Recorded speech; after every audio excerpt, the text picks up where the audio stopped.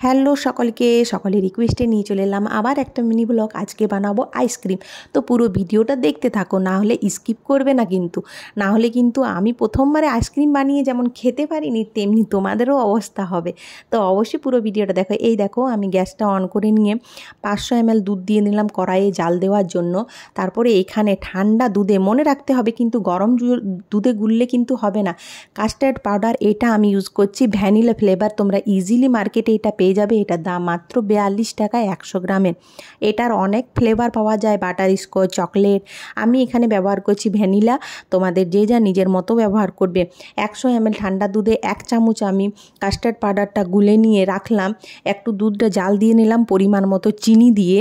চিনিটা অবশ্যই পরিমাণ মতো নিজেদের দেবে। তারপরে কাস্টার্ড পাউডারটা দিয়ে দিলাম। তারপরেও আবার কিছুক্ষণ জাল দিয়ে নিয়ে এটা আমি গ্যাসের ফ্লেমটা বন্ধ করে দিলাম ঠান্ডা হওয়ার জন্যে।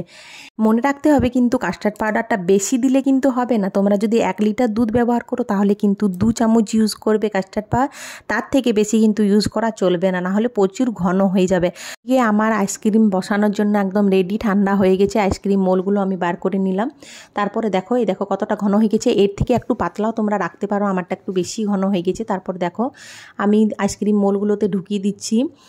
তারপরে দেখো আমি কি ভুল করেছি সবটাই তোমাদের সাথে শেয়ার করব। ফার্স্টবারে কেন আমি আইসক্রিম খেতে পাইনি, মানে করে নিয়েও। তো দেখো পুরো ভিডিওটা দেখলে তোমাদের হয়তো হাসি পাবে অনেকেই। এটা দিয়ে দিলাম। তো ফার্স্টবারে আমি যখন আইসক্রিম বসিয়েছিলাম এইভাবে বসিয়েছিলাম, তো এইভাবে বসাতে হবে ওটা আমি বুঝতে পারিনি। তো এইভাবে বসিয়ে নিয়ে তারপরে আমার অনেক কিছুই ভুল ছিল। আমি ফ্রিজটাও মানে কমে করেছিল আর কি। সামার সিজনে যেটা করা থাকে মানে হাই ফ্লেম, ওটা ফ্রিজের করা ছিল না, ওইটাও একটা প্রবলেম হতে পারে। তারপরে আমি ফ্রিজে দিয়ে দেবো, ডিপ ফ্রিজে। এখানে আমি 8 ঘন্টার থেকে বেশি রেখেছিলাম, কারণ সন্ধ্যাবেলায় দিয়ে পরে আমি তার পরের দিনে সকালে বার করেছিলাম। তো এখানে অবশ্যই মাথায় রাখতে হবে ফ্রিজটা কিন্তু একদম হাই করতে হবে। তো করে নিয়ে তারপরের দিনে সকালে আমি বার করে নিয়ে রেখেছিলাম ঠান্ডা জলে 1 মিনিটের মতো। বেশি আবার রাখা চলবে না, বেশি গলে যাবে। তারপর দেখো আইসক্রিমগুলো কত সুন্দর হয়েছে, বাচ্চাকেও দিতে পারো আর খুব টেস্টি কিন্তু। তোমরাও বানিয়ে নিয়ে দেখো আর অবশ্যই কমেন্ট করো ভিডিওটা কেমন লাগলো। বাই বাই সকলকে।